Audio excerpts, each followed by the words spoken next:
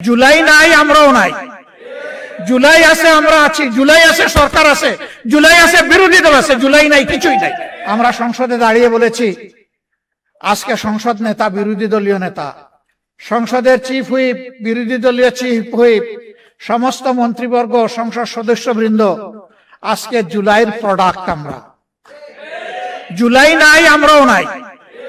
জুলাই আছে, আমরা আছি। জুলাই আছে, সরকার আছে। জুলাই আছে, বিরোধী দল আছে। জুলাই নাই, কিছুই নাই। এই জুলাইয়ের বিপক্ষে অবস্থান নিয়ে সরকার পার পাবে না ইনশাআল্লাহ। গণভোটের গণরায়ের মাধ্যমে জুলাইয়ের আকাঙ্ক্ষা ইনশাআল্লাহ বাস্তবায়ন হবে। এর জন্য আবার জীবন দিতে হয়, দিব ইনশাআল্লাহ। কালকে এই জায়গায় দাঁড়িয়ে জুলাই শহীদ পরিবার এবং যোদ্ধাদের সাথে আমাদের একটা বৈঠক ছিল। সেখানে আমার প্রিয় সহকর্মী সংসদে বিরোধী দলীয় চিফ হুইপ বলেছে, আগামীর আন্দোলনের সাথে নয়, সামনে থাকবো আমরা ইনশাআল্লাহ। সে এই সারির দিকে ইঙ্গিত করে বলেছিল, আমাদেরকে সামনে পাবেন। আমিও কথা দিচ্ছি, সামনে পাবেন ইনশাআল্লাহ।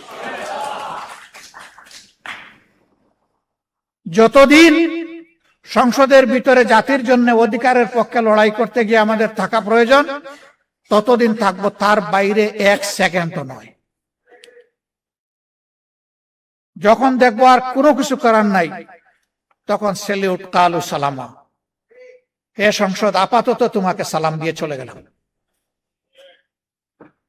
কিন্তু এর আগে এই সংসদের জমিদারিও কারো মানব না এবং কারো কাছে বন্ধকও দেব না। অনেকে বলছেন আন্দোলন শুরু করতে হবে, এটা কি? এটাও আন্দোলনের অংশ। যেদিন আমরা নোটিশ মুভ করেছিলাম যে সংস্কার পরিষদের সভা আহ্বান করতে হবে, আলোচনার পর যখন 2/3 মেজরিটির গরম গায়ের কারণে আমাদের গায়ের জোরে এটাকে নাকচ করে দেওয়া হলো, আমরা সেদিন সংসদ থেকে বের হয়ে এসেছিলাম। এসে বলেছিলাম, জনগণের রায় নিয়ে, রায় বাস্তবায়নের জন্য এখানে এসেছিলাম। অন্যায়ভাবে এই রায়কে পদদলিত করা হয়েছে। এখন জনগণের রায় নিয়ে আবার জনগণের পার্লামেন্টে আমরা চলে যাচ্ছি। এরপরে আপনারা দেখেছেন, এর প্রতিবাদে বিক্ষোভ সভা হয়েছে, মিছিল হয়েছে। সারা দেশে এখন আন্দোলন চলছে। শুরু হবে কি? শুরু তো হয়েই গেছে। এখন তিলে তিলে সেই আন্দোলনকে সফলতার দিকে নিয়ে যেতে হবে ইনশাআল্লাহ।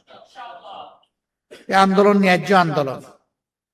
এই আন্দোলন কোন সুবিধাবাদী আন্দোলন নয়, ক্ষমতার হালুয়া রুটির ভাগ বাটোয়ারার জন্য নয়। এই আন্দোলন 70% মানুষের রায়ের প্রতি সম্মান দেখিয়ে, শহীদদের রক্তের সাথে আমাদের ওয়াদা বাস্তবায়ন করার জন্য, জুলাই যোদ্ধাদের আকাঙ্ক্ষা পূরণ করার জন্য এই আন্দোলন ইনশাআল্লাহ সফলতার প্রান্ত সীমায় গিয়ে থামবে, এর আগে নয়। এবং সেই আন্দোলনের সফলতা নিয়ে আমরা গড়ে ফিরব। আপনারা শুধু পাশে থাকবেন।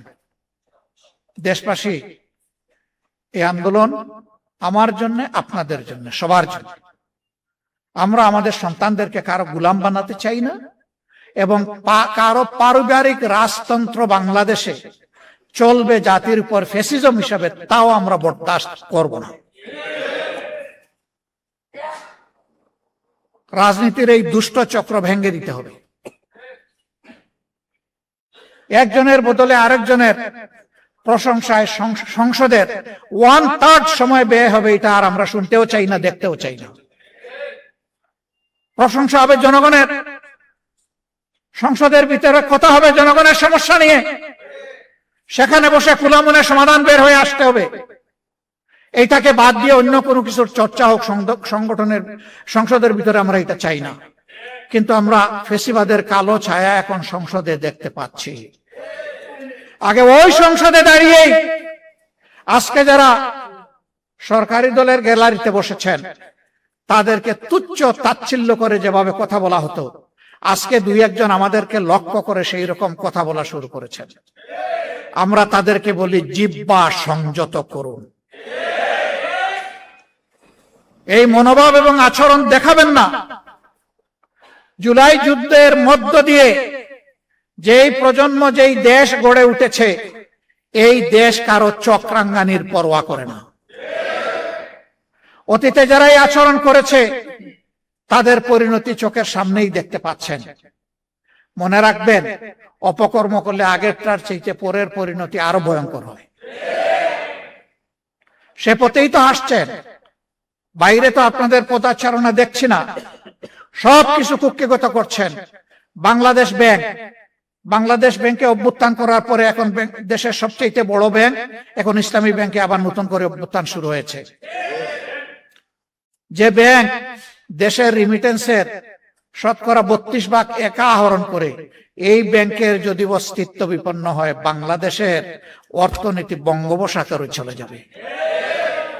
সাবধান করে দিচ্ছি, এইটাকে দলীয়করণ করবেন না। যদি দলীয়করণ করেন ব্যাংকগুলোকে একটার পর একটা, জনগণ আপনাদেরকে ছেড়ে কথা বলবে না। আমি দেশের ব্যাংকের মূল মালিক জনগণকে বলবো, জেগে উঠুন, আওয়াজ তুলুন, ওদের কদর্য চেহারা জাতির সামনে উন্মুক্ত করে দিন, থামিয়ে দিতেই হবে ইনশাআল্লাহ। আমরা আবারও কথা দিচ্ছি, শুধু রাজনীতির পট পরিবর্তন নয়, সংস্কৃতির আমূল পরিবর্তনের জন্য আমাদের এই লড়াই।